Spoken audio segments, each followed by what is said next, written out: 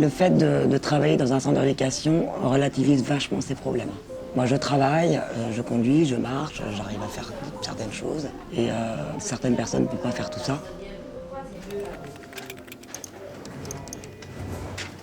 Dans un premier temps, à la suite de mon arrêt, j'ai persisté. Hein. Et ça n'a pas arrangé les problèmes de dos que j'avais, quoi. Parce qu'à chaque fois, je me disais, mais si, ça va aller. Et puis en fait, ça n'allait pas et j'empirais la chose.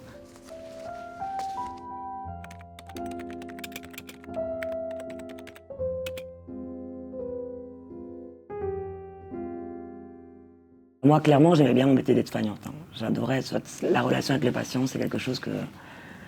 clairement, c'est ce qui m'a manqué quand j'ai arrêté, quand j'ai dû arrêter. J'ai eu un accident du travail en 2012.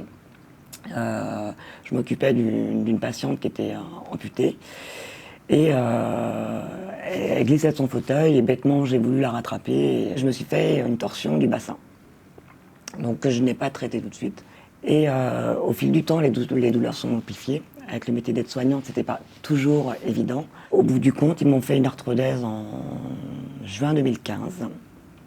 Et quand ils m'ont posé l'arthrodèse, ils m'ont dit vous ne pourrez plus faire aide-soignante. Et là, ça a été un trouble un petit peu parce que je ne savais pas vers qui me tourner, clairement.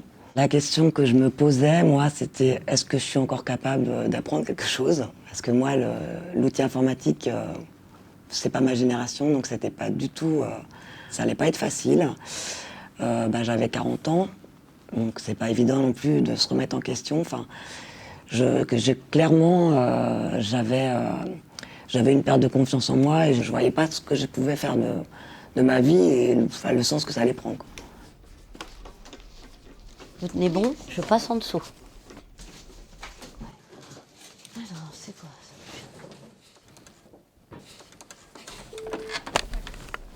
D'accord, ok, ça marche. Merci pour ton info. À plus. Alors, donc vous avez ici deux boutons. Oui. Si je maintiens ce bouton du bas, vous voyez là, Ça la lumière va, est ils sont en train de descendre.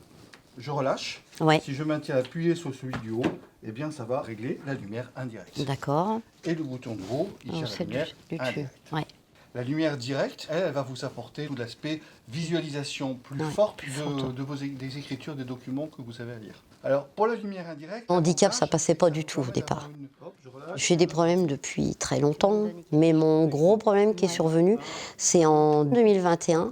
Il y a eu une baisse de la vision et surtout une déformation de la vision. Donc quand je suis retournée voir mon ophtalmo, il dit maintenant, effectivement, il va falloir qu'on préserve l'œil gauche. Ouais. C'est le jour et la nuit, hein, c'est le cas de le dire. Oui, les deux, hein. Ah ouais.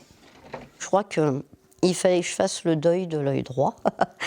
En gros, c'est peut-être ça. Bah ouais, parce que vous n'avez plus du tout une vie comme avant. Même de dire d'être en temps partiel thérapeutique, c'est quand même quelque chose aussi qui gêne un peu, quoi. C'est dire, bah mince, on est quand même capable de moins bien travailler, quoi. En fait, j'avais cette peur, c'est de me dire, bah ça y est, c'est fini, je vais plus pouvoir être à mon poste, je vais plus pouvoir travailler, enfin sur écran du moins. Et ça cogitait dans ma tête en me disant, ma vieille, t'as 57 ans, et ben va falloir te reconvertir.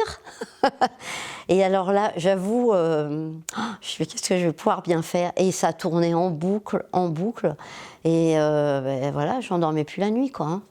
Donc ça, c'est dur à encaisser tout ça, quoi.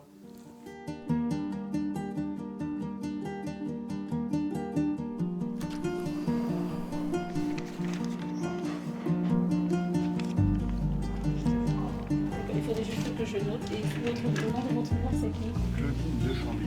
Ah, d'accord, Madame de Chambly, d'accord. Je vais leur expliquer. Après, ils vont préparer son publier. Je vais peut-être aller voir maintenant. D'accord. Et comme ça, vous reviendrez me voir plus tard après. Ok, merci.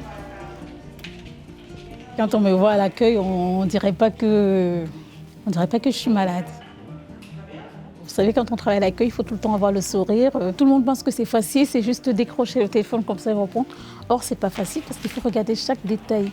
Tu dois checker les mails, tu dois noter, tu dois transférer à qui, tu regardes les appels. Au fur et à mesure, tu dois t'adapter. En fait, il faut être au top, quoi. Donne-nous 20 minutes encore. 20 minutes, on s'en occupe. J'étais auxiliaire de vie de nuit pendant 5 ans. C'est arrivé soudainement parce que je ne savais pas que j'étais malade. Au début, le fait de travailler la nuit, je me sentais toujours un peu bizarre, je me sentais fatiguée, je sentais des malaises. Mais parfois, je me disais, ah, ça va aller au fil du temps. Après, j'ai eu un malaise un jour. Donc, du coup, à travers ça, après, le médecin m'a dit, vous ne pouvez plus travailler la nuit. Et là où vous êtes, vous ne pouvez plus travailler à temps complet. C'était dur. C'était dur de s'arrêter comme ça du jour au lendemain. Vous venez travailler tous les jours et du jour au lendemain, on vous annonce que vous ne pouvez plus travailler à temps plein. Ce qui était difficile pour moi, c'est que j'appréhendais mon retour. En fait, je me posais des questions quand le médecin m'a dit « vous ne pouvez plus travailler au temps complet ». Donc, je me posais des questions « est-ce qu'on va me trouver un poste adapté pour mes problèmes de santé ?» Parce qu'on sait que c'est souvent très rare que vous soyez malade longtemps, pendant 2 ans, et que vous revenez et qu'on vous retrouve un poste facilement comme ça. Franchement, c'est rare. Après, s'il n'y avait pas eu un reclassement pour moi, oui, j'aurais dû peut-être changer, mais ça n'aurait pas été facile, vous voyez. La première fois que j'ai fait ma reconnaissance en qualité de travailleur handicapé a été valable 5 ans. Et celle-là, je ne l'ai pas assumée du tout. Si bien qu'au bout des 5 ans, je ne l'ai même pas renouvelée. Donc j'ai toujours fait comme si tout allait bien, comme si j'avais rien. Et quand je me suis fait réopérer en 2020 et que j'allais avoir besoin dans ma vie professionnelle de matériel supplémentaire, donc là on a reposé la question de la RQTH. Et c'est là, je pense que j'ai compris en fait qu'il fallait pas en avoir honte, quoi. Je me suis dit, mince, c'est pas de ma faute, quoi. Je l'ai pas voulu. Les gens ont un regard sur le travailleur handicapé. Donc quand on t'annonce toi que tu es travailleur handicapé, tu as cette image que tu t'es fait du travailleur handicapé avant, donc tu l'intègres à ton image. Enfin, c'est pas évident. Et donc il m'a fallu, donc pour ma part, 7 ans avant d'accepter que je sois travailleur handicapé, quoi. Et quand tu commences à l'accepter, ben, c'est plus facile d'en parler en fait. Mais les gens, ils m'ont dit, mais pourquoi tu l'as pas dit avant en fait?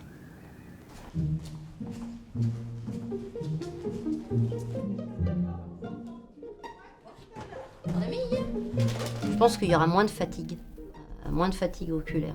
Et donc là, ce qui a été rajouté, c'est cette lampe spécifique-là. Ce sont des métiers compliqués, prendre en charge des personnes fragilisées. Donc il faut que nous, en tant qu'employeurs, on puisse accompagner les salariés pour alléger au maximum tous les risques auxquels ils peuvent être exposés. Et on ne peut pas le faire si on ne sait pas.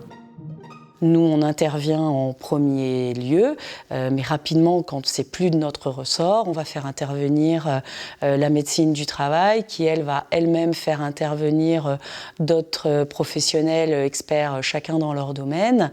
Et puis, après, on aura l'appui d'autres structures, comme Cap Emploi ou la GFIP. J'avais besoin, en fait, que quelqu'un puisse m'écouter, me confier, parce qu'on ne sait pas, en fait, comment ça va être pris ici, si on va vous aider à trouver des solutions ou pas. On a peur de perdre notre poste, ça c'est sûr. Mais alors j'y suis allée parce que déjà ici, je savais que ça ne serait pas le cas. On ressent un peu comme si c'était une famille, quoi, une seconde famille ici. Donc on sait qu'on peut aller discuter, on sera écouté, quoi. Non, je suis admirative parce que je ne pensais pas que j'aurais autant à faire à différents partenaires comme ça. Et puis l'écoute. L'écoute, la bienveillance. Ça, c'est une belle réussite, ouais. Il y a une statistique un peu nationale qui dit qu'une personne sur 2 sera confrontée une fois dans sa vie au handicap, que ce soit soi-même ou quelqu'un de son entourage. C'est d'autant plus vrai parce qu'on a notamment des métiers avec des contraintes physiques fortes. Et donc toutes ces réflexions-là sur la santé au travail, la prévention des risques professionnels, parce qu'on est un secteur très touché. Et donc derrière, le handicap, le maintien dans l'emploi, c'était d'autant plus important et ça a pris plus d'ampleur encore ces dernières années, quoi. J'ai été quand même bien entourée à l'époque. J'ai rencontré, avec l'aide de moi, c'était la CPAM, une assistante sociale qui m'a pas mal aiguillée. Le médecin aussi du travail, pareil, m'a aiguillée. Et j'ai fait des demandes pour faire une formation de reconversion, en fait. J'ai fait un bilan de compétences, j'ai fait cette formation, j'ai rencontré ma responsable des ressources humaines, Madame Hamon à l'époque. Elle m'a dit oui, vous avez le droit à ceci. Enfin, elle a su m'aiguiller, hein. Mais c'était un challenge, hein, refaire les CV, refaire l'aide de motivation, se présenter, enfin voilà. Et j'ai eu mon diplôme à la fin. Donc ça, c'était bien.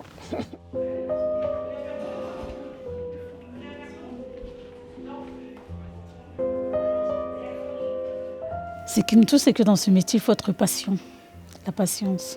Parce que vous allez arriver là, vous allez parler à un résident, il va vous dire je veux ça. Vous allez revenir, il va vous dire non, je ne veux plus. Donc si vous n'avez pas la patience, vous allez jeter l'éponge. Vous savez, quand vous êtes malade, vous avez besoin des gens qui vous parlent, qui vous soutiennent. Et c'est pareil, c'est la même chose. Non, elle n'est pas dans le bon sens. Il est 12h05. Vous la remettez, s'il vous plaît. Et voilà. Merci. Les résidents, il y en a, on parle tous les soirs, qui aiment bien discuter tard. Quand je travaillais la nuit, on restait tard pour discuter, oui. Ça m'aurait manqué. Il y a une familiarité qui se crée entre collègues et résidents. Parfois, vous avez comme l'impression que ce sont vos grands-parents et tout. Je suis fière de travailler à l'accueil parce que ça m'a beaucoup appris pas mal de choses que je ne savais pas. Donc, je ne regrette pas du tout. Je sais que ce sera jamais comme avant. Maintenant, j'ai accepté tout ça. J'ai accepté de vivre avec des douleurs, j'ai accepté plein de choses. Parce que j'aime bien ma vie comme elle est quand même, malgré tout. Il y a eu des moments hauts, des moments bas. Mais je suis contente d'être arrivée où j'en suis actuellement. Donc je pense que je referai la même chose. Je suis assez fière de mon parcours quand même. Je suis assez fière. Je suis contente de tout ce que j'ai appris aussi. Donc non, je ne changerai pas grand-chose. Franchement, il faut le faire, quoi. Parce qu'après, je pense que c'est peut-être le regret d'une vie, quoi. Donc bon, il faut y aller.